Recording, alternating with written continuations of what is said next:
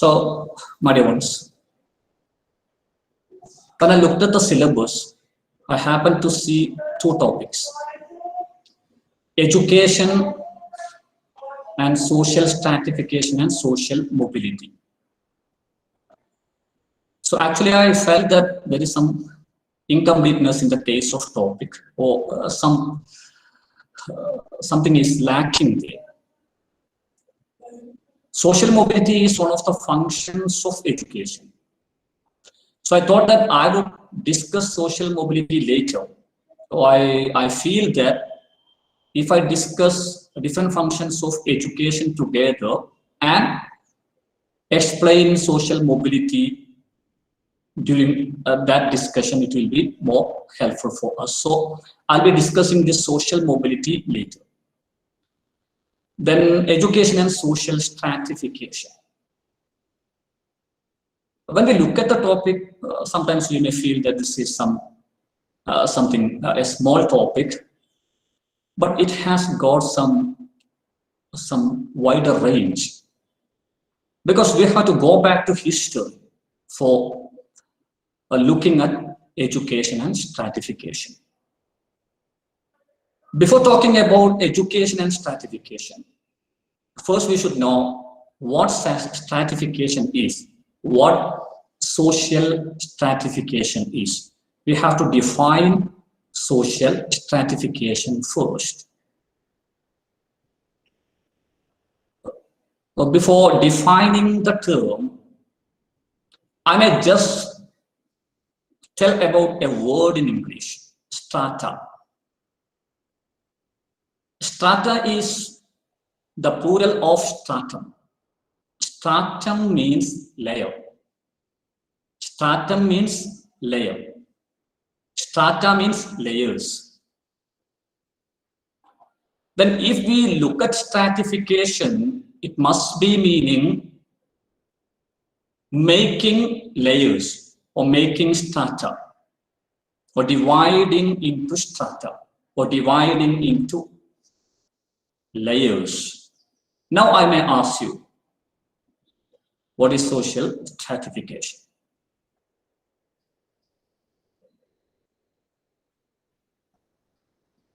Stratum means layer, strata means layers. Stratification means creating layers or dividing something into layers. Then, yeah, sir. Yes, sir. Society divided to different strata. Yeah. Dividing society into different strata, or dividing society into different layers in a hierarchical order.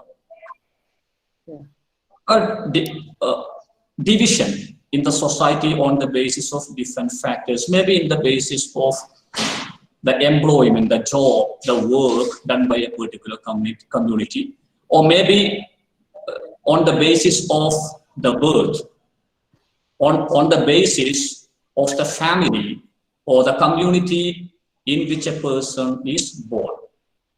So dividing people into different layers or different strata on the basis of some factors, that is social stratification. And if we go back to history, we can see stratification, social stratification. So I think when we go back, then we can see some sort of social stratification during some particular period in Indian history. Yes, can you tell me? Yeah. Vedic period നമ്മൾ ആ ഒരു സമയത്ത് ക്ഷത്രിയ ശൂദ്ര വൈശ്യ അതാണോ sir ഉദ്ദേശിച്ചത്? You're right, teacher. During the Vedic period, there was stratification. But if I tell, or if we tell, during the Vedic period there was social stratification, it is not completely true. Because in India, Vedic period started in AD 1700. I told you, after the arrival of Aryans. Then the Vedic period is divided into two parts: early Vedic period and later Vedic period. the time between 1700 BC and 1000 BC is known as early Vedic period because all the Vedas were written during this period.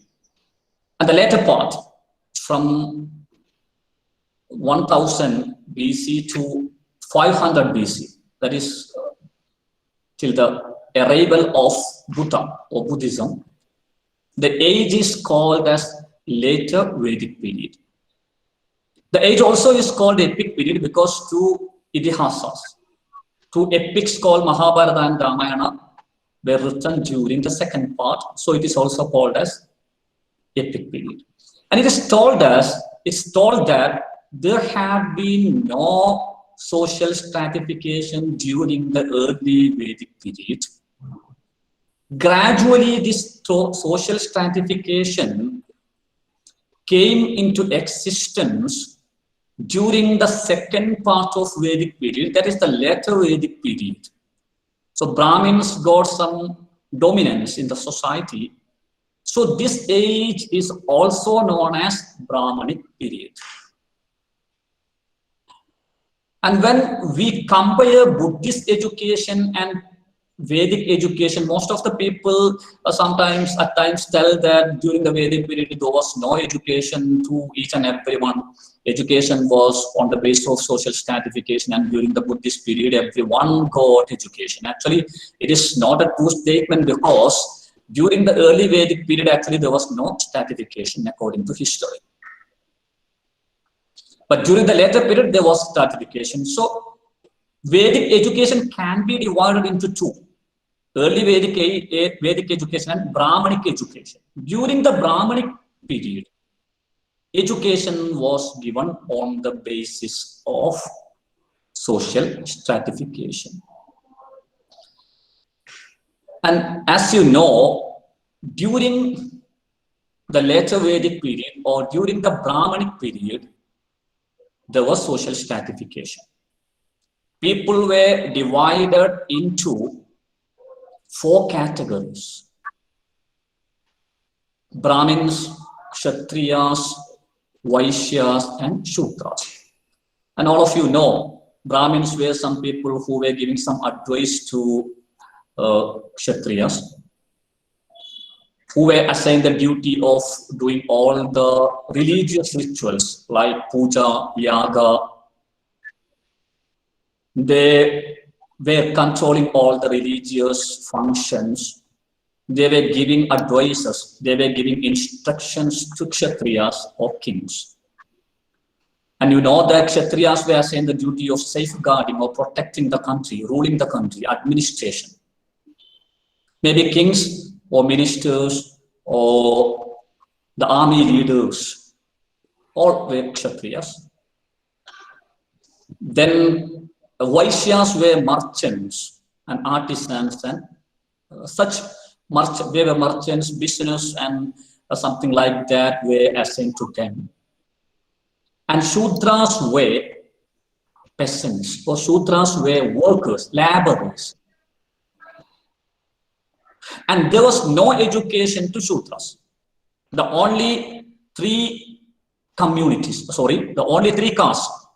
Brahmins, Kshatriyas, and Vaishyas were being given education, while Shudras were given no education, no sort of education. And here again something is there. The education given to all these 3 categories was not the same education. There was some difference in the case of curriculum. We taught all these things, okay? Because Brahmins were learning something like religious scripts and such things. Kshatriyas were learning administration, then war-related skills. Vaishyas were learning something like agriculture and business. So social stratification was there in the case of education. But see, most of us believe that social stratification was there only during the Vedic period, but it's a wrong notion. It's a mistaken notion.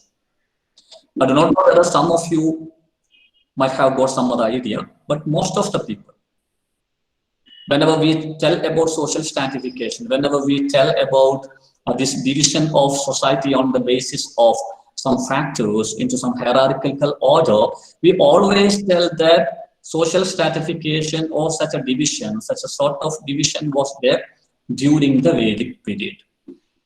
Actually, it is a mistaken notion. Why do I tell so? Yes, Hamisa has got some point, I think. Yeah. Yeah, I think, see, the social stratification is based on many things. Yeah. Even socio-economic factors are involved in that. Yeah. So if that is the case, even today, Yeah. we have, based on profession or based on economic status, you are Yeah. divided again. Yeah. Maybe you don't call it caste, but you may call it class. Okay? Yeah. Yeah. That's one kind of division. And Yeah. that's another thing. I think there is one more division, I think, based on this. Yeah. We are talking about Vismaya and the gender thing nowadays. Yeah. The girl who committed suicide. So Yeah. gender also is Yeah. a classification, a social classification. Yeah. Because gender is not based on sex. We have got transgenders, we have got LGBT community and all, So Yeah. usually, I Yeah. think that is also a division. Yeah. But there are many divisions like that in the society. Yeah. You're right, sir. Actually, you're right, sir. Yeah. Actually, the concept of social stratification, or the concept that social stratification was there only during the Vedic period is a mistaken notion. Not only during the Vedic period, if you think about Islamic period, again there was social stratification. Maybe the old wine in the new bottle. Yeah, the old wine in the new bottle. So I may just show you a presentation there. Just wait there, so teachers, dear ones.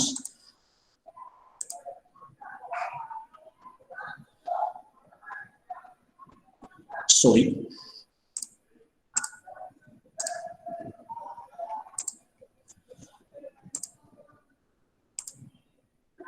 Yeah. Are you able to? So yes, able to see? Yeah. Yes. Yeah. Actually, even during the medieval period, there was social stratification. Medieval period means Islamic period. It is known as Islamic period because most of the rulers during those period were Mughal kings. And the educational system which was prevailing during the medieval period is known as Islamic education. I always start my class when I teach to my students, I ask this question: Islamic period is not, Islamic education is not Islamic education. Why? Actually, Islamic education is not an educational system which was giving some Islamic religious education in India, but Islamic education is the educational system which was providing during the medieval period in India. And the educational system during that period is known as Islamic education just because most of the rulers were Muslims, that Mughal kings. And they came after the degeneration of the Buddhist dynasty or Buddhist period. And during the medieval period, again, there was a sort of social stratification. Let's look. How was it? Okay. There was 4 categories, just as we have seen in the case of Vedic period. Again, there was social stratification, and people were divided broadly into 4 strata during the medieval period. Just look the strata. The first one, aristocrats. The first strata is aristocrats. In Malayalam, we tell Unnata Kulachata. They were the consisting of the sultans, his relatives, nobility, landholders, Hindu rajas, chiefs, Hindu merchants, and bankers. The most important factor which we have to note that even during the Islamic period, even during the medieval period, though the emperors were Muslims, most of the kings were Hindus. Actually, they were ruling different small countries under the jurisdiction of the emperor. So Kshatriyas. So they got some power, or they become more powerful than Brahmins. So this is Kshatriya. Aristocrats are another version of Kshatriya. So this is the first group of people as a social stratification during the Islamic period, and they were known as aristocrats. Yeah, some people who have been born in palace, who have been born as the sons of emperors, as the sons of kings, and some land holders. I mean, something like Jamis, we call Jamindar. Yeah. So this group was called aristocrats. Then the second group was priests. The second group was priests, Purohita. And again, among the Hindus, they were the Brahmins and ulamas among the Muslims. See, whenever we talk about Islamic period, some people believe that only some Muslim kings were there. Actually, we have to know that all these Muslim kings were not the representatives of Islam.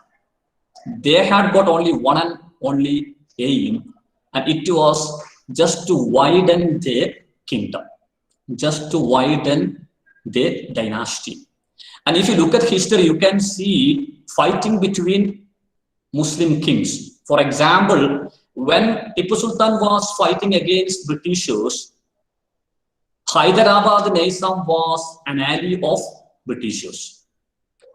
And there is nothing called religion when it comes to power.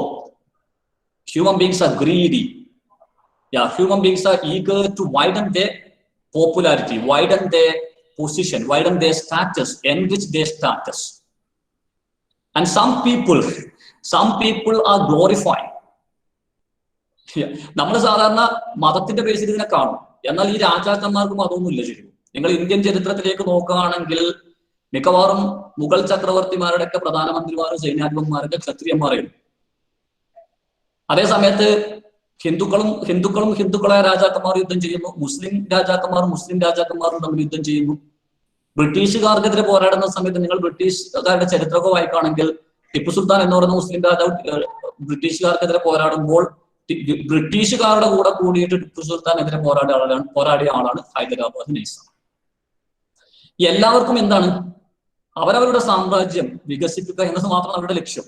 അപ്പോൾ നോക്കുകയാണെങ്കിൽ ഈ Mughal period കാലത്തും നമ്മൾ നേരത്തെ പറഞ്ഞ ആ ഒരു social stratification, ആ തട്ടുവൽക്കരണം അല്ലെങ്കിൽ തട്ടുവൽക്കരണം എന്നൊരു വാക്കാണ് എന്റെ തട്ടുകളാക്കി തരംതിരിക്കുക. ശരിക്കും ശ്രേണീകരണം എന്നാണ് അതിന്റെ യഥാർത്ഥത്തിലുള്ള മലയാളം, സാമൂഹ്യ ശ്രേണീകരണം എന്നാണ്.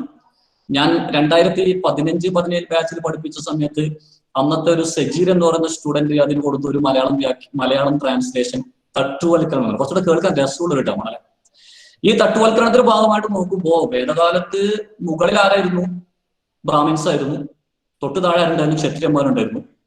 ഇസ്ലാമിക കാലഘട്ടത്തിൽ മുകളിൽ ആരും ഒന്നും ഉന്നത കുലജാതർ എന്ന് പറഞ്ഞു കഴിഞ്ഞാൽ ആരാണ്? ചക്രവർത്തിമാർ, സുൽത്താൻമാർ, അവരുടെ മക്കൾ, പിന്നെ അവരുടെ കീഴിൽ രാജാക്കന്മാരായി ഭരിക്കുന്ന ക്ഷത്രിയന്മാർ, അവരുടെ മക്കൾ, സൈന്യാധിപന്മാർ, മന്ത്രിമാർ, അതുപോലെ തന്നെ വലിയ വലിയ ഏക്കറുകളോളം സ്ഥലങ്ങൾ കൈയടക്കി വെച്ചിട്ടുള്ള ഭൂവുടമകൾ, ഇവരൊക്കെയാണ് ഏറ്റവും മുകളിൽ. അതിന്റെ തൊട്ട് താഴെ വരുന്നത് ആരെന്നാണ്? പഴയ ബ്രാഹ്മൺസിനാണ്. ഇവിടെ ഒരു വ്യത്യാസമുള്ളൂ, പുരോഹിതന്മാർ അഥവാ ഹിന്ദുക്കളിൽ നിന്നും ബ്രാഹ്മണന്മാർ, മുസ്ലിങ്ങളിൽ നിന്നും ഉലമ എന്ന് പറയുന്നത് ഉസ്താദുമാരിൽ നിന്ന് പണ്ഡിതർ എന്ന് പറയുന്ന ഒരു വിഭാഗം. ഞാനിവിടെ വെറുതെ ഒരു സാന്ദർഭികമായി സൂചിപ്പിക്കുകയാണ്, ഒരു കാഴ്ചപ്പാട് സാന്ദർഭികമായി സൂചിപ്പിക്കുകയാണ്. നമ്മൾ പലപ്പോഴും മതത്തിന്റെ പേരിൽ ആളുകളെ വാഴ്ത്താൻ ശ്രമിക്കാറുണ്ട്. ഞാൻ എൻ്റെ ഒരു കാഴ്ചപ്പാട് പറയാം. ഇന്ത്യയിൽ ഭരിച്ചിട്ടുള്ള മുസ്ലിം ചക്രവർത്തിമാരിൽ ഭൂരിഭാഗം ആൾക്കാരും ഞാൻ പഠിച്ചിട്ടുള്ള ഒരു ഇസ്ലാമിന്റെ വക്താക്കളല്ല. കാരണം അവരൊക്കെ ആർഭാടത്തിൽ ജീവിച്ചവരായിരുന്നു. ഇപ്പൊ ഷാജഹാനെ കുറിച്ച് നമ്മൾ സാധാരണ പറയാറുണ്ട്. ഷാജഹാന്റെ താജ്മഹലിനെ കുറിച്ച്, ഷാജഹാൻ നിർമ്മിച്ച താജ്മഹലിനെ കുറിച്ച് സാധാരണ നമ്മൾ സ്നേഹത്തിന്റെ പ്രതീകം, പ്രേമത്തിന്റെ പ്രതീകം എന്നൊക്കെ പറയും. ശരിക്കും എന്നെ സംബന്ധിച്ചിടത്തോളം അത് അഴിമതിയുടെ പ്രതീകമാണ്. കാരണം ഷാജഹാൻ താജ്മഹൽ നിർമ്മിച്ചിട്ടുള്ളത് സ്വന്തം ഭാര്യയുടെ സ്മാരകമായിട്ടാണ്. ആ സ്വന്തം ഭാര്യയുടെ സ്മാരകമായിട്ട് നിർമ്മിച്ച താജ്മഹൽ ഷാജഹാൻ നിർമ്മിച്ചത് തന്റെ തറവാട്ട് സ്വത്തിൽ നിന്നും പൈസ എടുത്തിട്ടല്ല. ഖജനാവിൽ നിന്നും ആയിരക്കണക്കിന് ലക്ഷക്കണക്കിന് രത്നങ്ങൾ എടുത്ത് 20,000 തൊഴിലാളികളെ കൊണ്ട് 20 വർഷം തുടർച്ചയായി ജോലി ചെയ്യിപ്പിച്ചിട്ടാണ് ഷാജഹാൻ താജ്മഹൽ നിർമ്മിച്ചിട്ടുള്ളത്.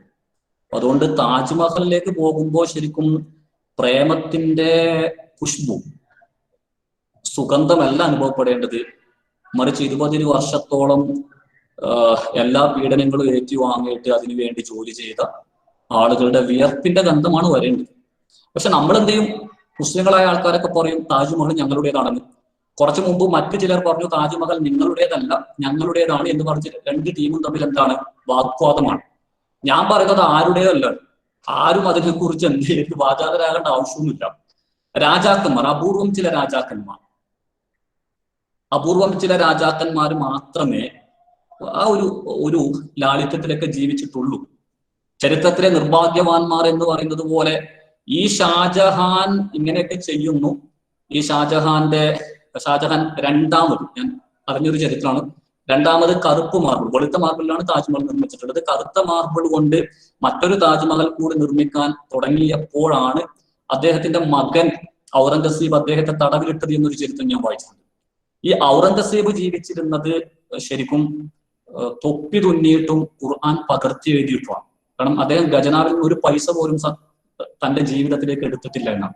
എന്നാൽ ചരിത്രത്തിൽ താജ്മഹൽ എന്ന് പറയുന്ന അപൂർവമായ ഒരു ലോകാത്ഭുതങ്ങളിൽ ഒന്നായി കണക്കാക്കപ്പെടുന്ന ഒരു സ്മാരകം സംഭാവന ചെയ്ത ഷാജഹാൻ മഹാനായി മാറുകയും എന്നാൽ ഖജനാവിൽ നിന്ന് ഒരു പൈസ പോലും എടുക്കാത്ത മറ്റൊരാൾ ചരിത്രത്തിൽ മറ്റൊരു രീതിയിൽ കാണപ്പെടുകയും ചെയ്യുന്ന ഒരു സംഭവം. അപ്പൊ ചരിത്രത്തിന്റെ വിരോധാഭാസമാണ്. ഞാൻ അതിലേക്ക് അധികം പോകുന്നില്ല, ഞാൻ സൂചിപ്പിച്ചു എന്ന് മാത്രമേ ഉള്ളൂ.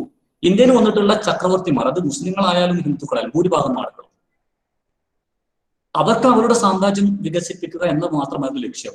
അവർക്ക് പരസ്പരം അവർ വ്യത്യസ്ത മതങ്ങളിൽപ്പെട്ട ആളുകളാണെങ്കിൽ പോലും അവർ ഒന്നിച്ചായിരുന്നു. അതുകൊണ്ട് തന്നെ ഇസ്ലാമിക കാലഘട്ടത്തിലും ബ്രാഹ്മണന്മാർക്കും ക്ഷത്രിയന്മാർക്കും ഒക്കെ വലിയ സ്ഥാനം തന്നെയാണ് ഉണ്ടായിരുന്നത് എന്നൊരു സത്യം. അത് നമ്മൾ മനസ്സിലാക്കേണ്ടതാണ്. നമ്മൾ പലപ്പോഴും ചരിത്രത്തിലേക്ക് നോക്കുമ്പോൾ ഒരിക്കലും മതത്തിന്റെ കണ്ണോടെ നോക്കി കാണരുത്.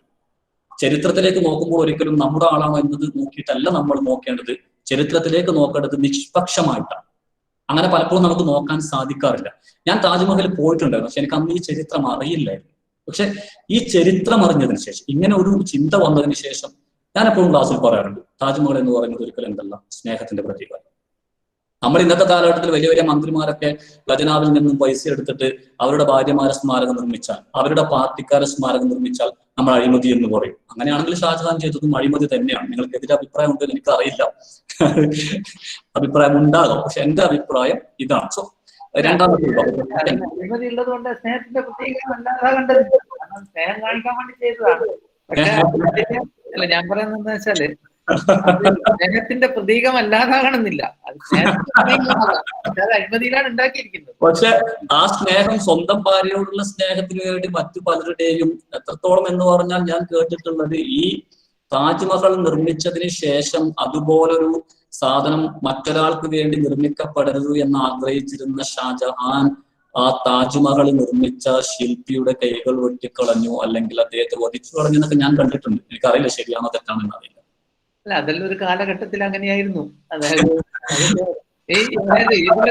എന്താ പറയുക, രാജാവ്, അതായത് ഈ സ്വത്തുക്കൾ മുഴുവൻ, ഒരു രാജ്യത്തിന്റെ സ്വത്തുക്കൾ മുഴുവൻ രാജാവിൻ്റെതാണെന്നാണ് അവർ വിശ്വസിക്കുന്നത്. അങ്ങനെയുള്ള പ്രജകൾ മുഴുവൻ രാജാവിൻ്റെതാണ് വിശ്വസിക്കുന്നത്.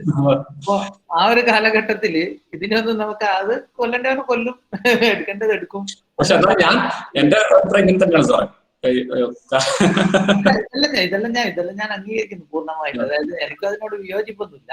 ഞാൻ പറയുന്നത് വെച്ചാല് സ്നേഹത്തിന്റെ പ്രതീകമായിട്ട് അത് ഇരുന്നോട്ടെ. അതേസമയത്ത് അഴിമതിയിലാണ് ഉണ്ടാക്കിയിരിക്കുന്നത് നമുക്ക് പറയാം. പക്ഷെ ആ കാലഘട്ടത്തില് രാജാവിന് ഇതൊക്കെ ഉപയോഗിക്കാനുള്ള അവകാശം ഉണ്ട്. അത് ജനങ്ങൾ കൊടുത്തിരിക്കുന്ന അവകാശമാണ്. നമ്മൾ ഇന്നത്തെ ഒരു ഇതിനകത്ത് വെച്ച് നോക്കുമ്പോൾ നമ്മള് അതൊക്കെ അന്നത്തെ കാലത്ത് അവകാശം എന്ന് പറയുന്നത്, അവകാശം ശരിക്കും അവർ കവർന്നെടുക്കുന്നതാണല്ലോ. രാജാവിനെ പേടിക്കുന്നത് കൊണ്ടാണല്ലോ അവർ തിരിച്ചൊന്നും പറയാത്തത്. അതാണ് സ്വാഭാവികമായിട്ടും ബോധം അതേ ഉള്ളൂ. ഇന്ന് നമ്മളിപ്പോ എന്ത് ഞാൻ പറഞ്ഞുതരാം. അതായത് സാധാരണ ഇപ്പൊ ഇവോൾവിങ് കാനൻ എന്ന് പറഞ്ഞൊരു കോൺസെപ്റ്റ് ഉണ്ട്. അതെന്താന്ന് പറഞ്ഞു കഴിഞ്ഞാല് നമ്മൾ വലിയ കാനനായിട്ട് വെച്ചിരുന്ന ആൾക്കാരൊക്കെ ഇപ്പോഴത് പുനർവായനക്ക് വിധേയമാകുമ്പോൾ സ്വാഭാവികമായിട്ടെന്ന് വെച്ചാൽ ആ സാധനങ്ങളൊക്കെ പോകും. അത് ഒരു സൊസൈറ്റിന്റെ അക്കാലത്ത് വായിച്ചവരൊക്കെ അതിനെ വാഴ്ത്തി പാടിയിട്ടുണ്ടാവും. അത് ഭയങ്കര സംഭവമാണ്. ഈ ചരിത്രത്തിലെ നിർഭാഗ്യവാന്മാർ എന്ന് പറയുന്ന ഒരു സാധനം ഒരു കോളേജ് മാഗസിനിൽ എഴുതിയിരുന്നു. നമ്മൾ ചരിത്രം വായിക്കുമ്പോൾ ഒരു പ്രശ്നം എന്ന് പറയുന്നത്, ഈ ചരിത്രം എഴുതുന്നവർ മറ്റൊരു കണ്ണിലൂടെ നോക്കിക്കാണുമ്പോൾ നമ്മൾ മഹാന്മാരായി കരുതേണ്ട പല ആൾക്കാരും എന്തായിട്ടുണ്ട്. ഇപ്പൊ ഫോർ എക്സാമ്പിൾ ജഹാംഗീർ അതുപോലെ തന്നെ ഷാജഹാനൊക്കെ മഹാന്മാരാണ്. ഔറംഗസീബിനെ കലാവിധ്വംസകൻ എന്നാണ് പറയാറുള്ളത്. അപ്പൊ അദ്ദേഹത്തെ കലാവിധ്വംസകൻ എന്ന് പറയാനുള്ള ഒരു കാരണം എന്ന് പറഞ്ഞാൽ അദ്ദേഹത്തിന്റെ രാജകൊട്ടാരത്തിൽ അദ്ദേഹം നൃത്തം നിരോധിച്ചു എന്നാണ്. അർദ്ധനഗ്നകളായ സ്ത്രീകളുടെ നൃത്തം നിരോധിച്ചു എന്നാണ്. സ്വാഭാവികമായും തന്റെ ഒരു താല്പര്യത്തിന് വേണ്ടി അർദ്ധനഗ്നകളായ സ്ത്രീകളെ നൃത്തം ചെയ്യുന്ന ആളുകളോ ഒന്നും അവർ നൃത്തം ചെയ്യുമ്പോൾ സന്തോഷിക്കുന്ന രാജാവ് ആയിരക്കണക്കിന് സ്വർണ്ണ നാണയങ്ങൾ കൊടുക്കുന്നു. അത്തരം രാജാക്കന്മാർ കലയുടെ പ്രോത്സാഹകരായി മാറുകയും നേരെ മറിച്ച് അങ്ങനെയുള്ള കാര്യങ്ങൾ ഒഴിവാക്കുകയും ഖജനാവിലെ പൈസ അത്തരം കാര്യങ്ങൾക്ക് ഉപയോഗിക്കരുത് എന്ന് വിശ്വസിച്ചിരുന്ന ആളുകൾ മോശമാവുകയും ചെയ്യുന്ന ഒരു ടെൻഡൻസി. അത് നമ്മൾ ചരിത്രം വായിച്ചു കഴിഞ്ഞാൽ പലപ്പോഴും ചരിത്രം ഗ്ലോറിഫിക്കേഷനാണ്. ആ ഗ്ലോറിഫിക്കേഷൻ എന്ന് പറയുന്നത് ചരിത്രം എഴുതുന്ന ആളുകളുടെ താല്പര്യത്തിനനുസരിച്ച് ചരിത്രത്തെ വ്യാഖ്യാനിക്കപ്പെടുകയാണ്.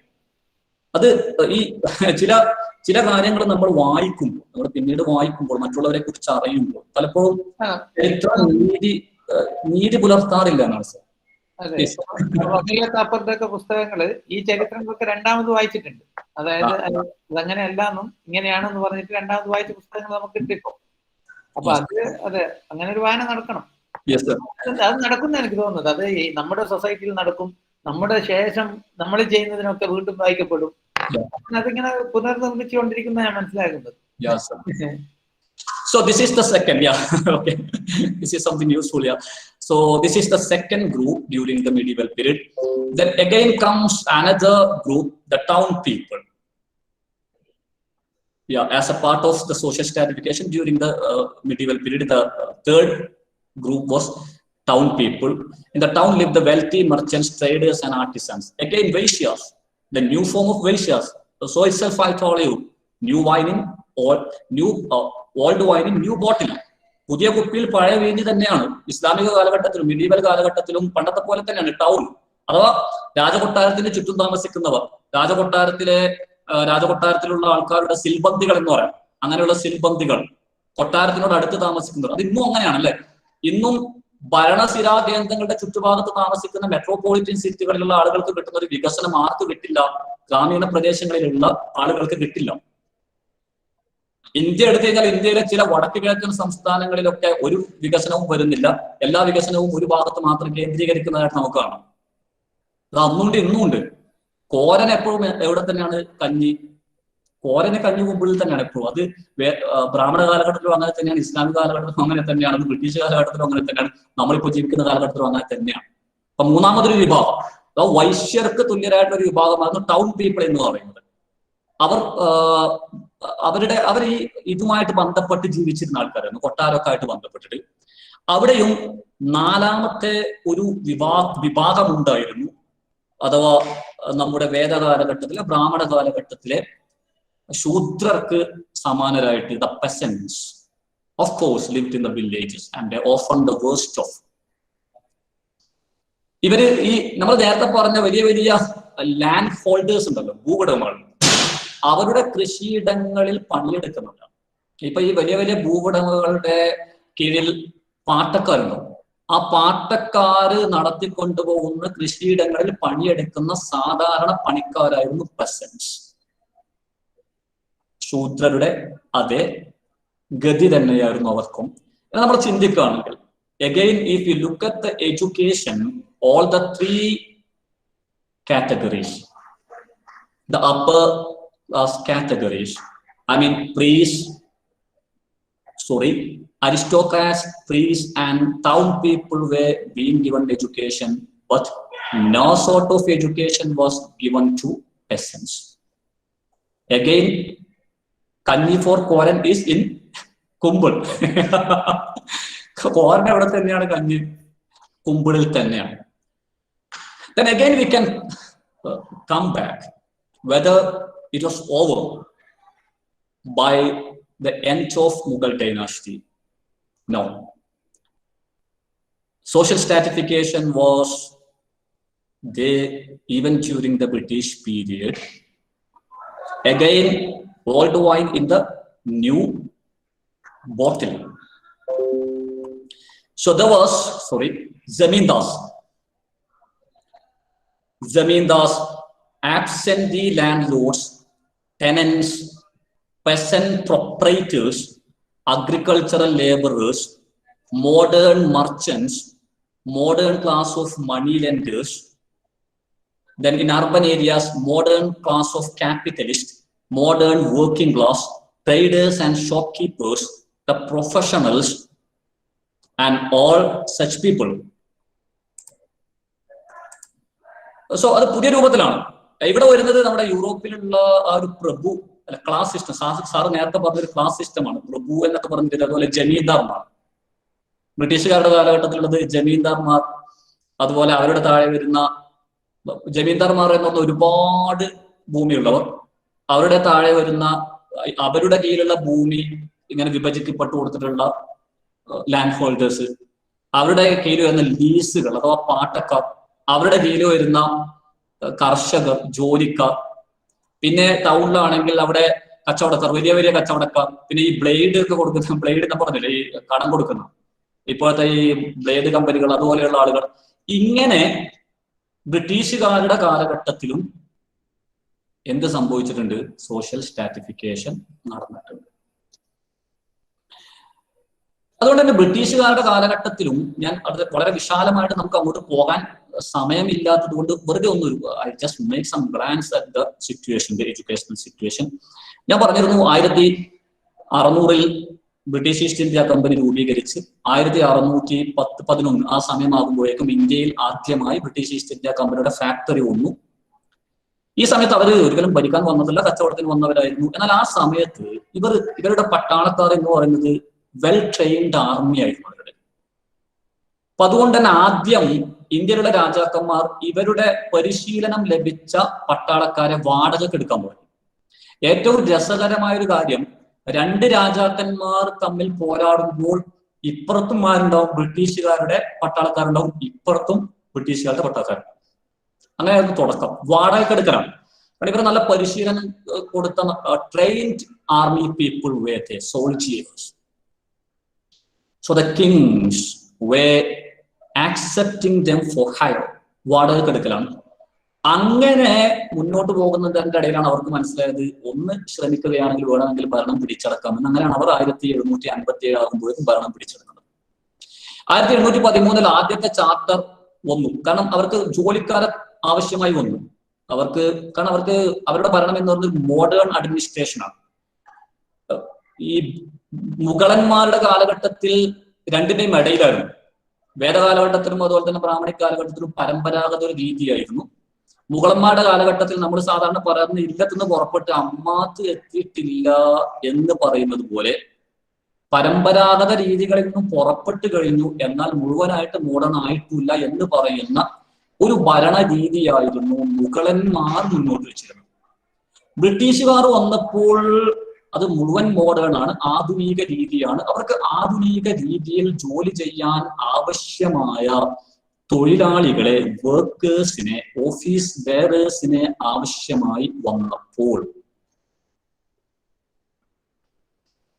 ആ കാലത്ത് ബ്രിട്ടനിൽ നിന്നും എല്ലാ ഓഫീസ് ജോലിക്കും വേണ്ടിയുള്ള ആളുകളെ മൊത്തമായി റിക്രൂട്ട് ചെയ്യുക എന്ന് പറയുന്നത് something impossible for recruiting some people from Britain to India for having some office bearers. So they just started giving modern education for Indians. So they published a charter in 1813. അവർ ആദ്യം ചെയ്ത് 1813 ഇന്ത്യയിലുള്ള പരമ്പരാഗത വിദ്യാഭ്യാസ കേന്ദ്രങ്ങളെ ഏറ്റെടുത്തുകൊണ്ട് അവർക്ക് ഓരോ വർഷവും 1 ലക്ഷം രൂപ ഫണ്ട് കൊടുത്ത് മോഡേൺ എഡ്യൂക്കേഷൻ ആരംഭിക്കുക എന്ന് തീരുമാനിച്ചു. 1817 രണ്ടാമത്തെ ചാർട്ടർ പ്രഖ്യാപിച്ചു. അതിൽ അവർ ഈ 1 ലക്ഷം 2 ലക്ഷമായി തിരിച്ചു, വർദ്ധിപ്പിച്ചു. ഈ സമയത്ത് ഒരു കോൺട്രവേഴ്സി വന്നു, ഓറിയന്റൽ ഓക്സിഡന്റൽ കോൺട്രവേഴ്സി വന്നു.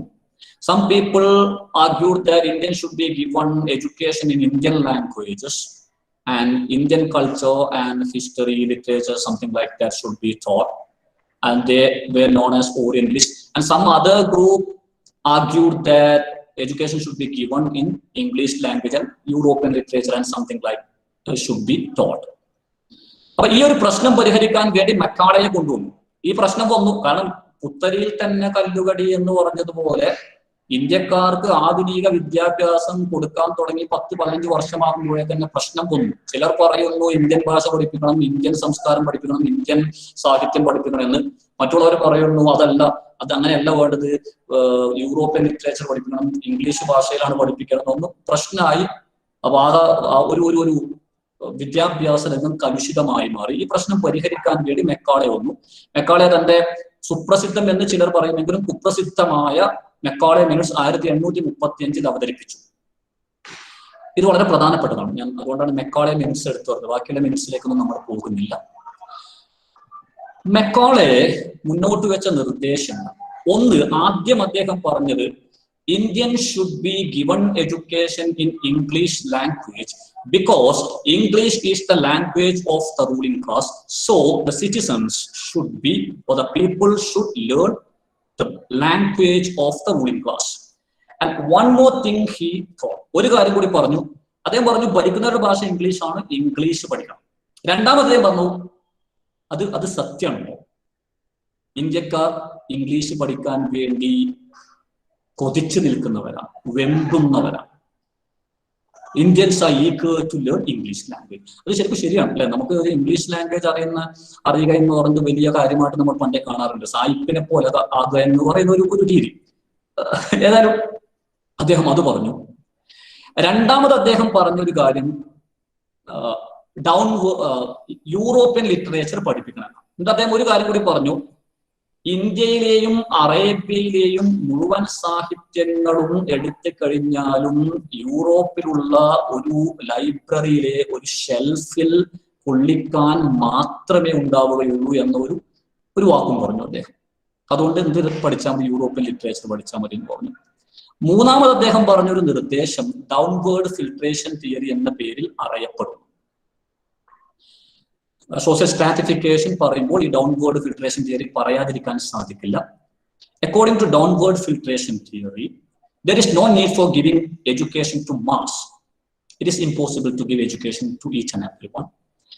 But education can be given to the upper class people, the elite Indians. That it will be naturally filtered down to the lower class people because lower class people always tend to imitate the upper class people. അദ്ദേഹം പറഞ്ഞു എല്ലാവർക്കും വിദ്യാഭ്യാസം കൊടുക്കുക എന്ന് പറഞ്ഞത് അസാധ്യമാണ്.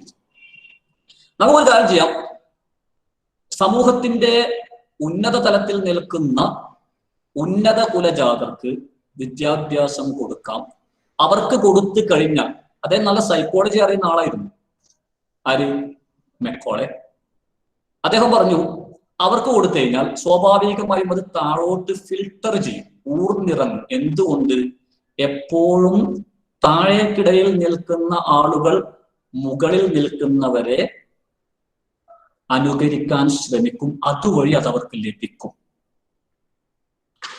ശരിയാണ്. ഞാൻ ഒരു കാര്യം കേട്ടിട്ടുണ്ട്, I had sorrow because I had no shoes until I saw a man who had no legs. ഞാൻ മുമ്പ് പറഞ്ഞിട്ടുണ്ടാവും. എനിക്ക് സങ്കടം ഉണ്ടായിരുന്നു കാരണം എനിക്ക് ഷൂ ഇല്ലായിരുന്നു. എന്നാൽ തെരുവിലേക്ക് ഇറങ്ങിയപ്പോൾ എന്റെ സങ്കടം ഇല്ലാതായി. കാരണം ഞാൻ ഒരാളെ കണ്ടു, അയാൾക്ക് കാലുകൾ തന്നെ ഇല്ലായിരുന്നു. നമ്മൾ ഒരിക്കലും ആലോചിക്കാൽ എപ്പോഴും നമ്മൾ മുകളിലോട്ടാണ് നോക്കുക. അപ്പൊ അദ്ദേഹം പറഞ്ഞത് ശരിയാണ്, മുകളിൽ തട്ടിലേക്ക് പോകും. പക്ഷെ ഒരു പ്രശ്നം ഉണ്ടായി. അവിടെ ഒരു പ്രശ്നമുണ്ട്. അദ്ദേഹം ഈ സൈക്കോളജി കണ്ടു. എന്ത്? താഴേക്കിടയിലുള്ള ആളുകൾ മുകളിലുള്ളവരെ അനുകരിക്കാൻ ശ്രമിക്കും എന്ന സൈക്കോളജി അദ്ദേഹം കണ്ടു. എന്നാൽ അദ്ദേഹം മറ്റൊരു സൈക്കോളജി കണ്ടില്ല. അല്ലെങ്കിൽ മനഃപൂർവ്വം കണ്ടില്ല എന്ന് നടിച്ചു.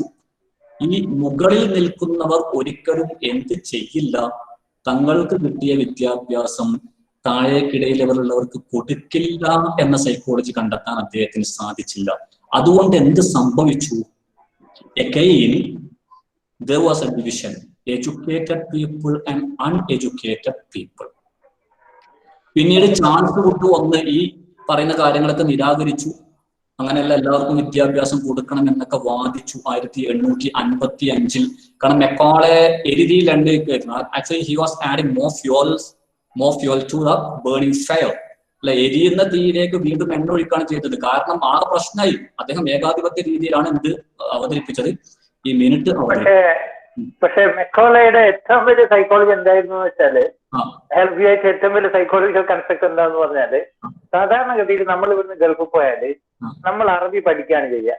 കാരണം എന്താ വെച്ചാൽ ആ അറബാണ് നമ്മുടെ ബോസ്. അതുകൊണ്ട് നമ്മൾ അവരുടെ ലാംഗ്വേജ് പഠിക്കും. മെക്കോള എവിടെ കൊണ്ടുവന്നിട്ട് എന്താ വെച്ചാൽ നമ്മൾ ഇംഗ്ലീഷ് പഠിപ്പിക്കുകയാണ് ചെയ്തത്. അപ്പൊ നമ്മൾ സൈക്കോളജിക്കലി നമ്മൾ എന്താ ചെയ്തത് വെച്ചാൽ we are place and you are the master എന്ന് അംഗീകരിക്കുകയാണ് ശരിക്കും ചെയ്തത്. അതാണ് മെക്കോളയുടെ ഏറ്റവും വലിയ സൈക്കോളജി, അത് ഈ ലാംഗ്വേജ് കൊണ്ട് പഠിപ്പിക്കുന്നത്. ഏതായാലും ഇവിടെ ഒരു പ്രശ്നം വന്നത് ശരിക്കും നിങ്ങൾ ഖുശ്വന്ത് സിംഗിന്റെ പിന്നെ കർമ്മ എന്ന് പറഞ്ഞൊരു കഥ വായിച്ചിട്ടുണ്ടോ അല്ലെ? ഖുശ്വന്ത് സിംഗിന്റെ കർമ്മ വായിച്ചിട്ടുണ്ടോ? ഒരു ഇംഗ്ലീഷ് സ്റ്റോറി. ഇല്ല, വായിച്ചിട്ടില്ല. ഈ ഖുശ്വന്ത് സിംഗ് ഞാൻ പ്രീ ഡിഗ്രിക്ക് പഠിക്കുന്ന സമയത്താണ് പഠിച്ചൊരു സാധനം. ഈ ഖുശ്വന്ത് സിംഗിന്റെ കർമ്മ ഇതിന് ഒരു വലിയൊരു തെളിവാണ്. കാരണം ഇന്ത്യയിൽ നിന്നും വിദ്യാഭ്യാസം ഇന്ത്യയിലുള്ള ആൾക്കാർ ഇംഗ്ലീഷ് പഠിക്കാൻ ആഗ്രഹിക്കുന്നു എന്നും അവർ താഴെക്കടയിലേക്ക് അതൊരിക്കലും കൊടുക്കില്ല എന്നതിനുള്ള ഒരു തെളിവാണ്. ഭയങ്കര രസകരമായ ഒരു കാര്യമാണ് സാർ. അത് ഇംഗ്ലീഷാണ്, കർമ്മ എന്നാണ് പേര്. അതിന്റെ തുടക്കത്തിൽ മോഹൻലാൽ എന്ന് പറയുന്ന ഈ നല്ല ഇംഗ്ലീഷ് വിദ്യാഭ്യാസം ലഭിച്ച ഓക്സ്ഫോർഡ് ഇംഗ്ലീഷ് സംസാരിക്കുന്ന ഒരു വ്യക്തി തന്റെ ഭാര്യയും കൂട്ടി ട്രെയിനിൽ പോവാണ്. അങ്ങനെ അദ്ദേഹം ട്രെയിനിന്റെ ഫസ്റ്റ് ക്ലാസ് കമ്പാർട്ട്മെന്റിലാണ് യാത്ര ചെയ്യുന്നത്. ഭാര്യ ഒരു വിദ്യാഭ്യാസവും ഇല്ലാത്തൊരു സാധാരണക്കാരിയാണ്, ലക്ഷ്മി എന്ന് പറയുന്ന ഒരു സ്ത്രീയാണ്. ഈ ലക്ഷ്മിയെ എന്ത് ചെയ്തു? ലേഡീസ് കമ്പാർട്ട്മെന്റ് അവിടെ ഇരുത്തി. കാരണം സ്റ്റാറ്റസിന് കുറവാണല്ലോ, തന്റെ കൂടെ കൊണ്ടുപോയാണ്. അങ്ങനെ ഇദ്ദേഹം ഈ ട്രെയിൻ പോകാൻ പോകുമ്പോൾ ഈ ട്രെയിനിലേക്ക് ഇദ്ദേഹത്തിന്റെ കമ്പാർട്ട്മെന്റിലേക്ക് 2 ബ്രിട്ടീഷുകാർ പോകും. അപ്പൊ ഇദ്ദേഹം ഹിന്ദു വായിക്കണം, പേപ്പർ ഹിന്ദു ഒക്കെ വായിച്ച് ഇദ്ദേഹം ഈ ബ്രിട്ടീഷുകാരെ കണ്ടപ്പോൾ ഇദ്ദേഹത്തിന് ഭയങ്കര സന്തോഷമായി. തന്റെ ഓക്സ്ഫോർഡ് ശൈലിയിലുള്ള ഇംഗ്ലീഷ് അവരെ അറിയിക്കാൻ വേണ്ടി സംസാരിക്കാൻ തുടങ്ങിയപ്പോൾ അവർക്ക് ദേഷ്യം വന്നു. അവര് 2 പേരും കൂടി എന്ത് ചെയ്തു? ഇദ്ദേഹത്തെ പോകുന്ന ട്രെയിനിൽ നിന്നും 2 പേരും കൂടി വലിച്ചു പുറത്തേക്കെറിഞ്ഞ് ട്രെയിൻ പോകുമ്പോൾ ഏറ്റവും അവസാനത്തെ കമ്പാർട്ട്മെന്റിൽ, ലേഡീസ് കമ്പാർട്ട്മെന്റിൽ ഇരുന്ന് യാത്ര ചെയ്തിരുന്ന ലക്ഷ്മി എന്ന് പറയുന്ന അദ്ദേഹത്തിന്റെ ഭാര്യ വെറ്റിലയും അതുപോലെ തന്നെ അടക്കയും പുകയിലേക്ക് ചേർത്തിട്ട് മുറുക്കാൻ വായിലേക്ക് ഇട്ട് അതൊന്ന് ചവച്ച് പുറത്തേക്ക് തുപ്പി. പോകുന്ന പോക്കിൽ നിലത്തേക്ക് വീണ ഈ മോഹൻലാലിന്റെ മുഖത്തേക്കാണ് ലക്ഷ്മിയുടെ തുപ്പൽ ആഞ്ഞ് പതിച്ചത്. ഭയങ്കര ഈ ഒരു കാര്യമാണ്. ഏതായാലും നമ്മുടെ വിഷയം അതല്ലാത്തതുകൊണ്ട് നമ്മൾ അധികം മുമ്പോട്ട് പോകുന്നില്ല. കാരണം മെക്കാളെ ഇവിടെ ആ മിനിറ്റ് അതിന്റെ പിന്നീട് 20 വർഷം കഴിഞ്ഞപ്പോൾ ചാൾസ് വുഡ് വന്നു. അദ്ദേഹത്തിന്റെ ഡിസ്പാച്ച്, അദ്ദേഹത്തിന്റെ ഒരു റിപ്പോർട്ട് സമർപ്പിച്ചു. അതിൽ അദ്ദേഹം മെക്കാളയുടെ ഡൗൺവേർഡ് ഫിൽട്രേഷൻ തിയറിയെ നിരാകരിച്ചു. എല്ലാവർക്കും വിദ്യാഭ്യാസം കൊടുക്കണം എന്ന് പറഞ്ഞു. ആദ്യകാലത്ത് പ്രാദേശിക ഭാഷയിൽ വിദ്യാഭ്യാസം കൊടുക്കണം എന്നൊക്കെ പറഞ്ഞെങ്കിലും ഇന്ത്യക്ക് സ്വാതന്ത്ര്യം കിട്ടുന്ന സമയത്ത് വിദ്യാഭ്യാസം എന്ന് പറയുന്നത് ഒരു വിഭാഗത്തിന്റെ മാത്രം ഒരു സമ്പാദ്യമായിരുന്നു. ഇവിടെ നിന്നാണ് ഞാൻ education and stratification, education for the stratified society എന്ന് പറയുന്ന ടോപ്പിക്കിലേക്ക് പോകുന്നത്. അപ്പൊ നമുക്ക് ഏകദേശം 6 മണി ആകാനായി. ഒന്ന് തുടങ്ങി വെക്കാം, ബാക്കി നമുക്ക് അടുത്ത ക്ലാസ്. കാരണം ഈ ഒരു ബാക്ക്ഗ്രൗണ്ട് നമ്മൾ ആദ്യം മനസ്സിലാക്കണം. നമ്മൾ പോസിറ്റീവ് ഡിസ്ക്രിമിനേഷനെ കുറിച്ചൊക്കെ പറയും, സോഷ്യൽ മാർജിനലൈസേഷനെ കുറിച്ചൊക്കെ പറയേണ്ടതുണ്ട്. അപ്പൊ ഇതായിരുന്നു ഇന്ത്യക്ക് സ്വാതന്ത്ര്യം കിട്ടുന്ന സമയത്തുള്ള ഒരു അവസ്ഥ. അതുകൊണ്ട് തന്നെ വിദ്യാഭ്യാസം എന്ന് പറയുന്നത് ഒരു വിഭാഗത്തിന്റെ മാത്രം കുത്തകയായി എന്ന് പറയുന്നത് നമുക്കൊരിക്കലും എന്ത് ചെയ്യാൻ പറ്റില്ല, അവഗണിക്കാതിരിക്കാൻ സാധിക്കില്ല. അതുകൊണ്ടാണ് പിൽക്കാലത്ത് പോസിറ്റീവ് ഡിസ്ക്രിമിനേഷനൊക്കെ വന്നത് എന്നാണ്. ഞാൻ മറ്റൊരു പവർ പോയിന്റ് പ്രസന്റേഷൻ ഇവിടെ നിങ്ങൾക്ക് മുമ്പിൽ അവതരിപ്പിക്കുകയാണ്. നമുക്ക് സമയമുണ്ടെങ്കിൽ പരമാവധി ഡിസ്കസ് ചെയ്യാം, അല്ലെങ്കിൽ അടുത്ത ക്ലാസ്സിലേക്ക് പിന്നെ ബാക്കിയുള്ള ഭാഗം വെക്കാം. Yes, I am just presenting the PowerPoint. Sorry.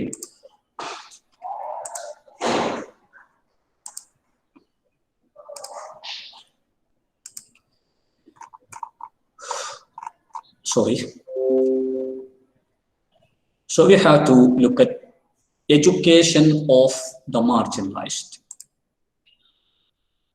So some people became marginalized just because of the social stratification process during different eras. വ്യത്യസ്ത കാലഘട്ടത്തിൽ ഉണ്ടായിരുന്ന സാമൂഹിക തട്ടുവൽക്കരണത്തിന്റെ, സാമൂഹിക ശ്രേണീകരണത്തിന്റെ ഭാഗമായി ചില സമൂഹങ്ങൾ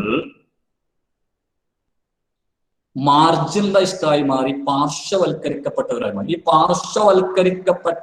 പാർശ്വവൽക്കരണം എന്നതിനും എന്റെ ഒരു സ്റ്റുഡന്റ് സജീർ തന്നെയാണ് ഒരു മനോഹരമായ ഒരു വാക്ക് പറഞ്ഞിരുന്നു, അരികുവൽക്കരണം അല്ലെങ്കിൽ അരികുവൽക്കരിക്കപ്പെട്ടത്. ഞാൻ ചില ഡെഫിനിഷൻസ് പെട്ടെന്ന് പറഞ്ഞു പോവുകയാണ്, നമുക്ക് അധികം ആവശ്യമുള്ളതല്ല. എന്താണ് marginalisation? Marginalization is forcing a person or particular group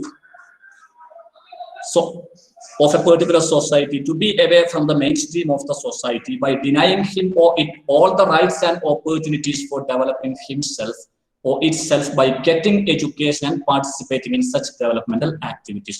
I'll send this PowerPoint presentation to you later. അഥവാ അവർക്ക് ജീവിക്കാനുള്ള അവകാശമുണ്ട്, പ്രാഥമിക അവകാശങ്ങൾ, അടിസ്ഥാനപരമായ അവകാശങ്ങളൊക്കെ നൽകുമെങ്കിലും സ്വയം വളരാനും വികസിക്കാനുമുള്ള വിദ്യാഭ്യാസം പോലെ ഉള്ള അവകാശങ്ങൾ നിഷേധിച്ചുകൊണ്ട് സമൂഹത്തിലെ ചില വിഭാഗം ആളുകളെ അവർ ആ വിഭാഗത്തിൽ പെട്ടു എന്ന കാരണം കൊണ്ട് മാത്രം സമൂഹത്തിന്റെ മുഖ്യധാരയിൽ നിന്നും അകറ്റി നിർത്തുന്ന ഒരു പ്രക്രിയയാണ് പാർശ്വവൽക്കരണം എന്നുള്ളത്. അഥവാ സമൂഹത്തിന്റെ ഒരു പാർശ്വത്തിലേക്ക്, മുഖ്യധാരയിൽ നിന്ന് മാറ്റാൻ. സജീർ പറഞ്ഞത് അരികുവൽക്കരണം എന്നാണ്. അഥവാ സമൂഹത്തിന്റെ മുഖ്യധാരയിൽ നിന്നും മാറ്റി ഒരു അരികിലേക്ക് മാറ്റി നിർത്തുന്നത്, ഒരു മാർജിനിലേക്ക് മാറ്റി നിർത്തുന്ന ആ ഒരു പ്രക്രിയയാണ് നമ്മൾ അരികുവൽക്കരണം എന്ന് പറയുന്നത്. Now another term is there, that is discrimination, social discrimination, വിവേചനം, സാമൂഹിക വിവേചനം.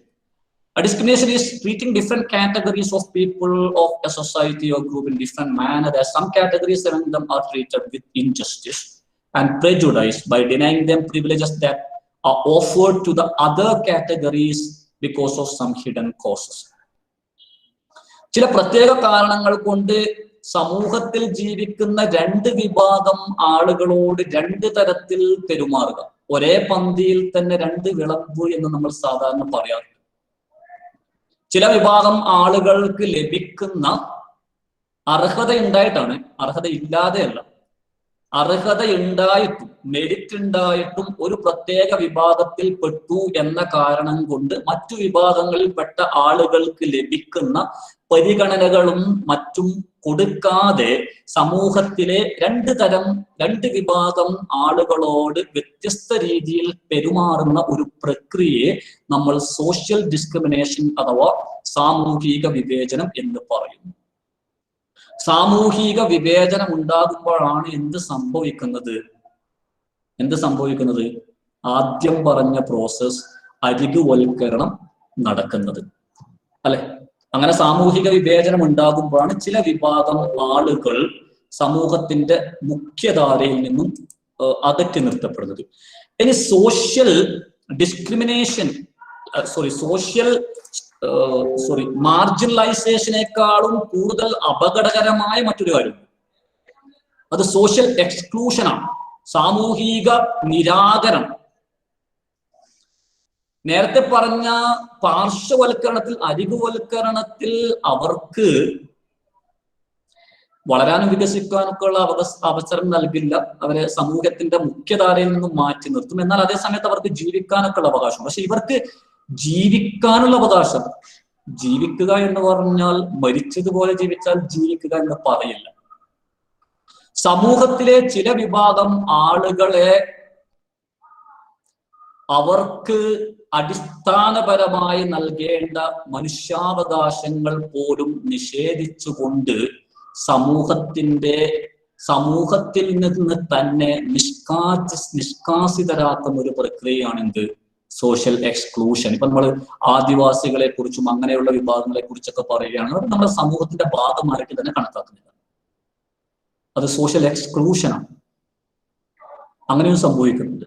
ഇപ്പോൾ ആദിവാസികൾക്കൊക്കെ വേണ്ടി പിന്നീട് ഓൾട്ടർനേറ്റീവ് സ്കൂൾ എന്നൊക്കെ പറയുന്ന ചില കാര്യങ്ങളൊക്കെ വന്നിട്ടുണ്ട്. അത് നമ്മുടെ സിലബസിൽ ഇല്ലാത്തതുകൊണ്ട് നമുക്കിവിടെ അത് ചർച്ച ചെയ്യേണ്ട.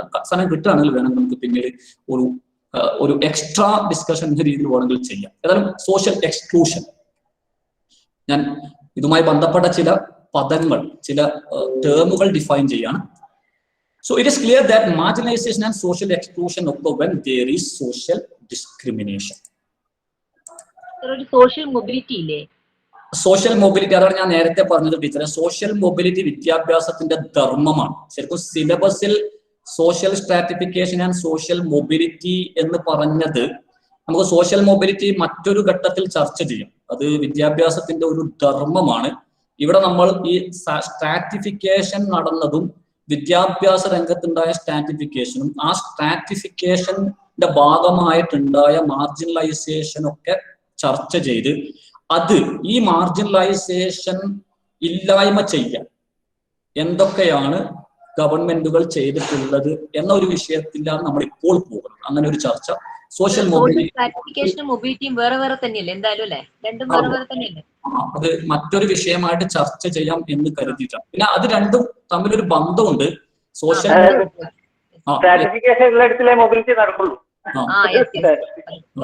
മൊബിലിറ്റി അതിന്റെ ഭാഗം തന്നെയാണ്. അത്യാവശ്യം നമുക്ക് മറ്റൊരു വിഷയമായി ചർച്ച ചെയ്യാം സോഷ്യൽ സ്റ്റാറ്റിക്. കാരണം സോഷ്യൽ മൊബിലിറ്റി എന്ന് പറഞ്ഞത് നിലവിലുള്ള ഒരു പൊസിഷനിൽ നിന്ന് മറ്റൊരു പൊസിഷനിലേക്ക് പോകുക എന്നുള്ളതാണ്. അഥവാ നിലവിൽ താഴ്ന്ന ജാതിയിൽ ഉണ്ടായ ഒരാൾക്ക് കൂടുതലൊക്കെ ലഭിക്കാവുന്നത് സോഷ്യൽ മൊബിലിറ്റിയാണ്. ഞാനത് വിദ്യാഭ്യാസത്തിന്റെ ധർമ്മം പറയുന്നിടത്ത് പറയുമ്പോൾ പറയാം എന്ന് കരുതിയിട്ടാണ്. സോഷ്യൽ പഠിക്കുമ്പോൾ ഈ സോഷ്യൽ സ്ട്രാറ്റിഫിക്കേഷൻ മൊബിലിറ്റി ഒരുമിച്ച് പഠിച്ച് ഓർമ്മയുണ്ട്, അതാ ചോദിച്ചത്. സോ ഇവിടെ ഈ ഒരു കാര്യം, സോഷ്യൽ ഡിസ്ക്രിമിനേഷൻ തന്നെ ഒരുപാട് തലത്തിലുണ്ട്. അതാണ് നേരത്തെ സാറ് പറഞ്ഞ ഇൻഡിവിജ്വൽ ഡിസ്ക്രിമിനേഷൻ, സോഷ്യൽ ഡിസ്ക്രിമിനേഷൻ തന്നെ വരുന്നത് ജെൻഡർ ഡിസ്ക്രിമിനേഷൻ, ജെൻഡർ ബയാസ്. അഥവാ ഒരു പ്രത്യേക ലിംഗ വിഭാഗത്തിൽ പെട്ടു എന്ന കാര്യം കൊണ്ട് ഒരു വിഭാഗത്തെ സമൂഹത്തിന്റെ മുഖ്യധാരയിൽ നിന്നും മാറ്റി നിർത്തുമ്പോൾ, അല്ലെങ്കിൽ മറ്റൊരു ലിംഗവിഭാഗത്തിന് കിട്ടുന്ന പരിഗണന ലഭിക്കാതിരിക്കുമ്പോൾ അതിനെ നമ്മൾ ജെൻഡർ ഡിസ്ക്രിമിനേഷൻ അഥവാ ജെൻഡർ ബയാസ് എന്നൊക്കെ പറയും. നേരത്തെ സാറ് പറഞ്ഞു. ഇവിടെയും ഒരു കാര്യമുണ്ട്. നമ്മളിപ്പോ സാധാരണ ഒരു കോളേജിൽ കൂടുതലും പഠിക്കുന്നത് ആൺകുട്ടികളാണ്, പെൺകുട്ടികൾക്ക് സീറ്റ് കിട്ടുന്നില്ല. അത് ജെൻഡർ ബയാസ് എന്ന് ഒറ്റയടിക്ക് പറയാൻ സാധിക്കില്ല.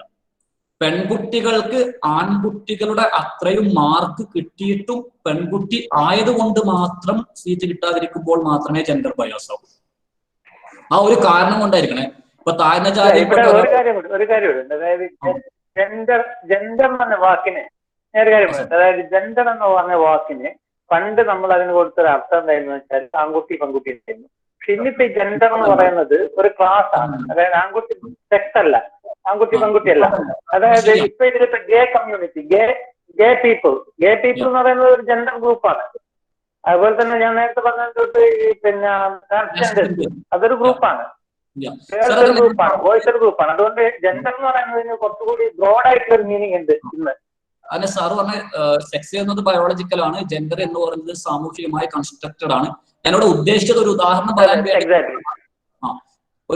പറയാൻ വേണ്ടി മാത്രം. അതിപ്പോ ഫോർ എക്സാമ്പിൾ മിക്കവാറും സാധാരണ പുരുഷന്മാർക്ക് ലഭിക്കുന്ന പരിഗണന മറ്റുള്ളവർക്ക് അഥവാ സ്ത്രീ വിഭാഗത്തിനോ അല്ലെങ്കിൽ ഈ ട്രാൻസ്ജെൻഡർ വിഭാഗത്തിനോ അല്ലെങ്കിൽ ആ രീതിയിലുള്ള വിഭാഗത്തിനൊന്നും ലഭിക്കാതെ വരുമ്പോൾ, അഥവാ ഞാൻ പറയുന്നത് ഒരു ലിംഗ വിഭാഗത്തിന് ലഭിക്കുന്ന പരിഗണന മറ്റ് ചില ലിംഗ വിഭാഗത്തിന് ലഭിക്കാതിരിക്കുമ്പോഴാണ് ജെൻഡർ ഡിസ്ക്രിമിനേഷൻ എന്ന് പറയുന്ന ആ ഒരു ലിംഗവിവേചനം എന്ന് പറയുന്ന ഒരു കാര്യം വരുന്നത്. സാർ പറഞ്ഞത് ശരിയാണ്. കാരണം ജെൻഡർ എന്നതിന്റെ അർത്ഥം എന്ന് പറയുന്നത് ഒരുപാട് വിശാല തലത്തിലേക്ക് ഇപ്പോൾ പോയി കഴിഞ്ഞു. അതുപോലെ നമ്മൾ റേഷ്യൽ ഡിസ്ക്രിമിനേഷൻ, വർഗപരമായിട്ടുള്ളത് പറയുമ്പോൾ ചില വർഗത്തിൽപ്പെട്ട ആളുകൾക്ക് മറ്റു വർഗത്തിൽപ്പെട്ട ആളുകളുടെ പരിഗണന കിട്ടാതിരിക്കുക. അതുപോലെ തന്നെ കാസ്റ്റ്, ചില ജാതിയിൽപ്പെട്ട ആളുകൾക്ക് മറ്റു ജാതിയിൽപ്പെട്ട പരിഗണന ലഭിക്കാതിരിക്കുക. റിലീജിയസ് ഡിസ്ക്രിമിനേഷൻ, ചില മതവിഭാഗങ്ങളിൽപ്പെട്ട ആളുകൾക്ക് മറ്റു മതവിഭാഗങ്ങളിൽപ്പെട്ട ആളുകൾക്കുള്ള പരിഗണന ലഭിക്കാതിരിക്കുക. ലിംഗ്വിസ്റ്റിക് ഡിസ്ക്രിമിനേഷൻ, ചില ഭാഷ സംസാരിക്കുന്ന ആളുകളിൽപ്പെട്ടവർക്ക് മറ്റു ചില ഭാഷകൾ സംസാരിക്കുന്ന ആളുകൾക്ക് കിട്ടുന്ന പരിഗണന കിട്ടാതിരിക്കുക. ഈ രീതിയിൽ ഇതൊക്കെ ഡിസ്ക്രിമിനേഷനാണ്. ഇനി ഇത് ഒരു സോഷ്യൽ സ്ട്രാറ്റിഫിക്കേഷന്റെ ഭാഗമായി ഇന്ത്യയിൽ കാലാകാലമായിട്ടുണ്ടായിരുന്ന വ്യത്യസ്ത കാലഘട്ടങ്ങളിൽ ഉണ്ടായിരുന്ന സോഷ്യൽ സ്ട്രാറ്റിഫിക്കേഷന്റെ അഥവാ സാമൂഹിക ശ്രേണീകരണത്തിന്റെ, സാമൂഹിക തട്ടുവൽക്കരണത്തിന്റെ ഭാഗമായിട്ടാണ് ഈ ഒരു വിവേചനങ്ങൾ വന്നിട്ടുള്ളത്. അവിടെ ഒരു പ്രശ്നം എന്ന് പറയുന്നത്, ഞാൻ നേരത്തെ പറഞ്ഞ വാക്ക് പോലും ചിലപ്പോൾ പിൻവലിക്കേണ്ടി വരും. ചില വിഭാഗം ആളുകൾക്ക് കിട്ടിയിട്ടുള്ള മാർക്ക് കിട്ടാത്തത് കൊണ്ട്, ആ ഒരു ക്വാളിഫിക്കേഷൻ കിട്ടാത്തത് കൊണ്ട് മറ്റു ചില വിഭാഗത്തിൽപ്പെട്ട ആളുകളെ നിങ്ങൾക്ക് അവഗണിക്കാൻ സാധിക്കില്ല. കാരണം അവർക്ക് ചരിത്രത്തിലെ ചില പ്രത്യേക ഘട്ടങ്ങളിൽ ഉണ്ടായിട്ടുള്ള ചില സാമൂഹിക സാംസ്കാരിക ഘടകങ്ങളുടെ കാരണത്താൽ അവർക്ക് മുന്നോട്ട് വരാൻ സാധിക്കാതിരിക്കുകയും അതുകൊണ്ട് പിന്നീട് മറ്റുള്ളവരോട് മത്സരിക്കാനുള്ള ഒരു ശേഷി അവർക്ക് ഇല്ലാതിരിക്കുകയും ചെയ്തത് കൊണ്ടാണ് അവർ സമൂഹത്തിന്റെ മുഖ്യധാരയിൽ നിന്നും മാറി നിൽക്കേണ്ടി വന്നത്. അതുകൊണ്ട് തന്നെ അവർക്ക് പ്രത്യേകമായ പരിഗണന കൊടുക്കണം എന്ന ഒരു കാഴ്ചപ്പാടിൽ നിന്നാണ് പോസിറ്റീവ് ഡിസ്ക്രിമിനേഷൻ എന്ന ഒരു കാഴ്ചപ്പാട് വന്നത്. And it is widely said and discussed that there have been severe discriminations in India on the basis of religion, caste, race, language, gender, etc. And for making such people too the part of mainstream, the constitution as well as different government policies offer some positive discrimination towards such people. Positive discrimination. ഭയങ്കര വിരോധാഭാസമാണ് അല്ലെ? Discrimination എന്ന് പറഞ്ഞാൽ വിവേചനമാണ്. വിവേചനം എന്ന് പറയുന്നത് നെഗറ്റീവാണ്. അപ്പൊ അതിന്റെ കൂടെ പോസിറ്റീവ് എന്ന് പറയുന്ന ഒരു പദം ചേർക്കുക എന്ന് പറഞ്ഞു കഴിഞ്ഞാൽ എന്താണ് positive discrimination? Yes. What is this positive discrimination? So let's look. Positive discrimination is some special privileges and reservation offered to the marginalized groups in different developmental areas like education, employment, administration, etc., to fetch them into the mainstream of the society. It's also known as compensatory discrimination on the argument that they were marginalized on account of different historical and social factors. Positive discrimination എന്ന് പറഞ്ഞാൽ Indian ഭരണഘടനയിലും അതുപോലെ Indian ഗവൺമെന്റുകൾ പിൽക്കാലത്ത് പ്രഖ്യാപിച്ച ചില പദ്ധതികളിലും വഴി സമൂഹത്തിൽ അരികുവൽക്കരിക്കപ്പെട്ട, പാർശ്വവൽക്കരിക്കപ്പെട്ട ചില വിഭാഗം ആളുകൾക്ക് വിദ്യാഭ്യാസം, തൊഴിൽ, ഭരണം തുടങ്ങിയ മേഖലകളിൽ പ്രത്യേകമായ ആനുകൂല്യങ്ങൾ നൽകാനുള്ള വ്യവസ്ഥകളാണ് പോസിറ്റീവ് ഡിസ്ക്രിമിനേഷൻ എന്നറിയപ്പെടുന്നത്. അത് കോമ്പൻസേറ്ററി ഡിസ്ക്രിമിനേഷൻ, നഷ്ടപരിഹാര വിവേചനം എന്ന പേരിലും അറിയപ്പെടുന്നു. കാരണം ഇവർ സമൂഹത്തിന്റെ മുഖ്യധാരയിൽ നിന്നും മാറ്റി നിർത്തപ്പെട്ടത്, അല്ലെങ്കിൽ മറ്റുള്ളവരുടെ അത്രയും യോഗ്യതയിലേക്ക് അവർക്ക് എത്താൻ സാധിച്ചത് അവരുടെ കുറ്റം കൊണ്ടല്ല, മറിച്ച് ചില ചരിത്രപരവും സാമൂഹികവുമായ കാരണങ്ങൾ കൊണ്ടാണ്. അതുകൊണ്ട് തന്നെ അവർക്ക് പ്രത്യേക പരിഗണന കൊടുക്കണം. ഇത് വിവേചനമാണ്. കാരണം നേരത്തെ സമൂഹത്തിന്റെ മുഖ്യധാരയിലേക്ക് വന്ന ആളുകളിൽ യോഗ്യതയുള്ളവരെ മാറ്റി നിർത്തിയിട്ടാകാം ചിലപ്പോൾ ഇവർക്ക്. ഇപ്പൊ ഉദാഹരണമായിട്ട് പറഞ്ഞു കഴിഞ്ഞാൽ നമ്മൾ ജനറൽ മെരിറ്റ് എടുക്കുക, അതൊക്കെ റിസർവേഷൻ വേണോ എന്നതൊക്കെ നിങ്ങൾ പിന്നീട് ചർച്ച ചെയ്തോളൂ. ഞാൻ ഈ ഒരു വിഷയം സംസാരിക്കുന്നത് കൊണ്ടാണ് കേട്ടോ. റിസർവേഷൻ വേണോ വേണ്ടയോ എന്നൊക്കെ മറ്റൊരു ചർച്ചയാണ്. ഇപ്പൊ ഒരു വിഭാഗത്തിൽപ്പെട്ട ആൾക്ക് ഒരു സീറ്റ് വിഭജനമാണെങ്കിൽ ഒരു കോളേജിൽ ജനറൽ മെരിറ്റിൽപ്പെട്ട 10 ആൾക്കാണ് സീറ്റെങ്കിൽ ബാക്കി പിന്നെ വരുന്നത് SC/ST വിഭാഗത്തിൽപ്പെട്ട ആളുകൾക്കാണ് ഒരു 10 സീറ്റ് പോകുന്നതെങ്കിൽ ഈ ജനറൽ മെരിറ്റിലുള്ള 10 കഴിഞ്ഞിട്ട് 11ാമത്തെ ആൾക്ക് ചിലപ്പോ ഈ SC/ST വിഭാഗത്തിൽ നിന്ന് വരുന്ന ഏറ്റവും മുകളിലുള്ള കുട്ടിയേക്കാൾ മാർക്ക് ഉണ്ടാകും. സ്വാഭാവികമായും ഒറ്റ നോട്ടത്തിൽ നോക്കുമ്പോൾ അത് ഡിസ്ക്രിമിനേഷൻ ആണ്, വിവേചനമാണ്. എന്നാൽ ഈ കുട്ടി, കുറഞ്ഞ മാർക്കുള്ള കുട്ടി, ആ കുറഞ്ഞ മാർക്ക് നേടാനുള്ള കാരണം സമൂഹത്തിൽ നിന്നും പാർശ്വവൽക്കരിക്കപ്പെട്ടത് കൊണ്ടാണ്. അത് അവരുടെ തെറ്റല്ല, ചരിത്രപരവും ചില സാമൂഹികപരവുമായ കാരണങ്ങൾ കൊണ്ടാണ് അങ്ങനെ സംഭവിച്ചത്. അത് മുൻകാലത്ത് അവരെ നമ്മൾ മാറ്റി നിർത്തിയത് കൊണ്ടാണ്, അവരുടെ പൂർവീകരെ മാറ്റി നിർത്തിയത് കൊണ്ടാണ്. ആ പൂർവീകരെ മാറ്റി നിർത്തി എന്ന തെറ്റിനുള്ള ഒരു നഷ്ടപരിഹാരമായി അവർക്ക് നമ്മൾ ചില പ്രത്യേക പരിഗണനകളും ആനുകൂല്യങ്ങളും കൊടുത്തേ തീരൂ എന്നതിന്റെ അടിസ്ഥാനത്തിൽ അവർക്ക് നൽകിയ ആനുകൂല്യങ്ങളായതുകൊണ്ടാണ് ഇവ നഷ്ടപരിഹാര വിവേചനം എന്നും പോസിറ്റീവ് എന്ന് പറയാൻ കാരണം ഇത് നമ്മൾ അവരെ കൂടി ഉയർത്തിക്കൊണ്ടുവരണം എന്ന ഒരു പോസിറ്റീവ് ചിന്തയിലൂടെ വന്നതുകൊണ്ടാണ് പോസിറ്റീവ് ഡിസ്ക്രിമിനേഷൻ എന്നും അറിയപ്പെടുന്നത്. I think you got the point. Yes yes yes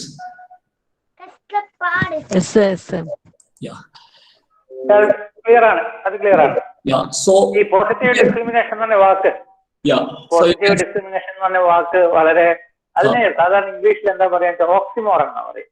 രണ്ടും ഓപ്പോസിറ്റ്, ഓക്സിമോറൻ, OXYMORON അതായത് രണ്ട് ഓപ്പോസിറ്റ് ആയിട്ടുള്ള വാക്കുകൾ നമ്മൾ മിക്സ് ചെയ്തിട്ടുണ്ടാക്കുന്ന വാക്കിനെയാണ് ഓക്സിമോറൻ എന്ന് പറയുന്നത്. നമ്മൾ സാധാരണ അങ്ങനെ ഒരുപാട് വാക്ക് ഉപയോഗിക്കുന്നുണ്ട്. നമുക്ക് ഈ ഓപ്പൺ സീക്രട്ട് എന്നൊക്കെ പറയില്ലേ, ഓപ്പൺ സീക്രട്ട്. അതുപോലെ വെർച്വൽ റിയാലിറ്റി, വെർച്വൽ റിയാലിറ്റി എന്ന് പറയുന്നത് നോട്ട് വെർച്വൽ ബട്ട് റിയാലിറ്റി, അങ്ങനെ മിക്സ് ചെയ്തിട്ടുണ്ട് ഒരുപാടുണ്ട്. അതുപോലെ ഫൗണ്ട് മിസ്സിംഗ് എന്നൊക്കെ പറയും English, found missing, fully empty എന്നൊക്കെ പറയുന്നുണ്ട്. അങ്ങനെയുള്ള ഒരു വാക്കാണ്. Thank you sir. Okay. So ഞാൻ ജസ്റ്റ് ഒരു പ്രസന്റേഷൻ ചെയ്യുമ്പോൾ ചെയ്താണ്. She has got admitted though she has just great points, it is discrimination. അപ്പൊ എന്താ പറയുന്നത്, is on the base of reservation. Your ancestors made us so. നിന്റെ മുൻഗാമികളാണ് ഞങ്ങളെ ഈ നിലയിലേക്ക് എത്തിച്ചത്. അതുകൊണ്ട് ഇത് ഡിസ്ക്രിമിനേഷൻ ആണ്, but it is positive as well. ഇതെന്താണ് positive discrimination? So I think now ഇന്നത്തെ ഒരു ചർച്ച നമുക്ക് ഇവിടെ അവസാനിപ്പിക്കാം എന്നാണ് എനിക്ക് തോന്നുന്നത്. ഞാൻ ഇപ്പോൾ പറഞ്ഞിട്ടുള്ളത് എന്തായിരുന്നു സാമൂഹിക ശ്രേണീകരണം, ആ സാമൂഹിക ശ്രേണീകരണത്തിന്റെ ഫലമായിട്ട് എങ്ങനെയാണ് വ്യത്യസ്ത വിഭാഗത്തിൽപ്പെട്ട ആളുകൾ ഒരു സാമൂഹിക അസമത്വത്തിന്, സാമൂഹികമായിട്ടുള്ള ഒരു അനീതിക്ക് വിധേയരായത്. അത് കാരണം എങ്ങനെയാണ് അവർ സമൂഹത്തിന്റെ മുഖ്യധാരയിൽ നിന്നും അകറ്റി നിർത്തപ്പെടുക വഴി സാമൂഹിക അധികവൽക്കരണത്തിന്, സാമൂഹിക പാർശ്വവൽക്കരണത്തിന് വിധേയമായത്. അത് പരിഹരിക്കാൻ വേണ്ടി മഹാനായ അംബേദ്കർ തുടങ്ങിയ വ്യക്തികൾ ഭരണഘടനയിൽ ഇവർക്ക് വേണ്ടി പ്രത്യേകമായ ആനുകൂല്യങ്ങളൊക്കെ കൂട്ടിച്ചേർത്തു എന്നും, ഭരണഘടനയിൽ ഡിറക്റ്റീവ് പ്രിൻസിപ്പിൾസ് എന്ന് പറഞ്ഞൊരു കാഴ്ചപ്പാട് ഭരണഘടനയിൽ 3 തരത്തിൽ നമുക്ക് കാണാം. ഒന്ന് ഫണ്ടമെന്റൽ റൈറ്റ്സ്, മൗലികാവകാശങ്ങൾ, പിന്നെ ഡിറക്റ്റീവ് പ്രിൻസിപ്പിൾസ്, പിന്നെ ഫണ്ടമെന്റൽ ഡ്യൂട്ടീസ്. ഫണ്ടമെന്റൽ റൈറ്റ്സ് എന്ന് പറഞ്ഞു കഴിഞ്ഞാൽ ഏത് പരിതസ്ഥിതിയിലും ഗവൺമെന്റ് വ്യക്തികൾക്ക് വകവെച്ചു കൊടുക്കേണ്ട അവകാശമാണ് ഫണ്ടമെന്റൽ റൈറ്റ്സ് എന്ന് പറയുന്നത്. അത് ലംഘിക്കപ്പെട്ട് കഴിഞ്ഞാൽ വ്യക്തിക്ക് കോടതിയിൽ പോകാം. ഡിറക്റ്റീവ് പ്രിൻസിപ്പിൾസ് എന്ന് പറയുന്നത് ഗവൺമെന്റുകൾക്ക് നിർദ്ദേശം കൊടുക്കുന്നു, ഭരണഘടന കൊടുക്കുന്ന ചില നിർദ്ദേശങ്ങളാണ്. അതങ്ങനെ ചെയ്താൽ നന്നായിരിക്കും, ഇങ്ങനെ ചെയ്യേണ്ടതുണ്ട്, ഇങ്ങനെ ഒരു അവസ്ഥ വന്നാൽ ഇങ്ങനെ ചെയ്യുന്നതായിരിക്കും നല്ലത് എന്ന രീതിയിൽ ചില നിർദ്ദേശങ്ങൾ ഭരണഘടന ഗവൺമെന്റുകൾക്ക് കൊടുക്കുന്നുണ്ട്. ഗവൺമെന്റുകൾക്ക് വേണമെങ്കിൽ അത് സ്വീകരിച്ചുകൊണ്ട് എന്ത് ചെയ്യാം, ചില പദ്ധതികൾ പ്രഖ്യാപിക്കാം, ചില നടപടിക്രമങ്ങൾ സ്വീകരിക്കാം. എന്നാൽ ഗവൺമെന്റ് നടപടിക്രമങ്ങൾ സ്വീകരിച്ചിട്ടില്ലെങ്കിൽ ഒരിക്കലും ആർക്കും എന്ത് ചെയ്യാൻ പറ്റില്ല, ഗവൺമെന്റിനെതിരെ കോടതിയിൽ പോകാൻ സാധിക്കില്ല. അതാണ് ഡിറക്റ്റീവ് പ്രിൻസിപ്പിൾസ്. ഫണ്ടമെന്റൽ ഡ്യൂട്ടീസ് എന്ന് പറയുന്നത് രാജ്യത്തിന്റെ പൗരൻ എന്ന രീതിയിൽ ഒരാൾ ചെയ്തിരിക്കേണ്ട ഡ്യൂട്ടിയാണ്. അങ്ങനെ പല കാര്യങ്ങളും നമുക്ക് കാണാം. അപ്പൊ ഈ മൗലികാവകാശം എന്ന് പറയുന്ന ആ ഒരു ഭാഗത്തിന്റെയും അതുപോലെ തന്നെ ഡിറക്റ്റീവ് പ്രിൻസിപ്പിൾസ്, നിർദ്ദേശങ്ങളുടെയും അടിസ്ഥാനത്തിൽ ഭരണഘടന തന്നെ നേരിട്ട് പറയുന്ന ചില ആർട്ടിക്കിളുകളുണ്ട്.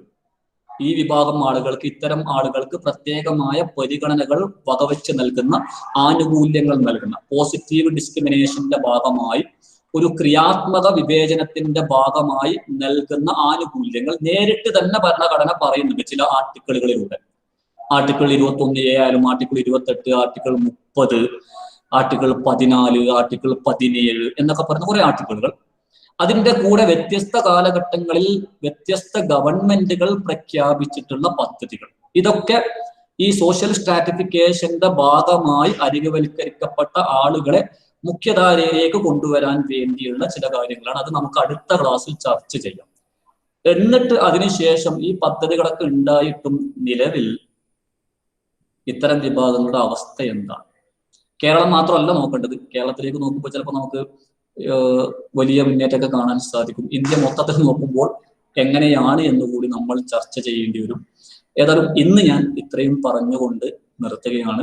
ഇത്രയും സമയം ക്ഷമയോടുകൂടി എന്നെ ശ്രവിച്ചതിന്, ഈ ചർച്ചയുടെ സജീവമായ ഭാഗമായി മാറിയതിന് നിങ്ങൾക്ക് എല്ലാവർക്കും ഞാൻ നന്ദി പറയുന്നു.